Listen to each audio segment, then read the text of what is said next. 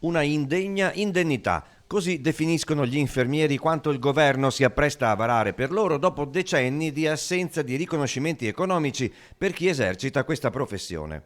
La categoria ringrazia per averci pensato, pur dopo mezzo secolo, dice a nome dei colleghi di Padova e provincia Alberto Burloni del Movimento Nazionale Infermieri.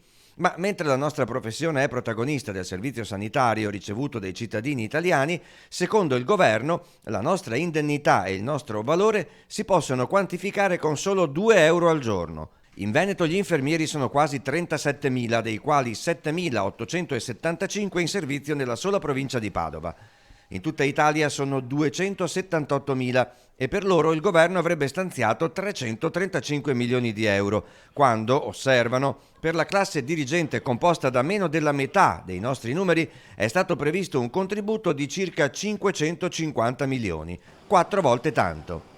Nel decreto governativo, inoltre, nessun riferimento agli argomenti che gli infermieri sostengono da tempo: contratto separato dagli altri della sanità e unico per pubblico e privato, abolizione dell'esclusività contrattuale per le aziende pubbliche che risolverebbe gli enormi problemi di carenza assistenziale sul territorio, stipendi equiparabili a quelli dei colleghi europei, adeguamento degli organici, straordinari, doppi turni e ferie che saltano sono ormai un problema quotidiano per gli infermieri, ne mancano circa 50.000 solo nel sistema pubblico, riconoscimento della professione tra i lavori usuranti.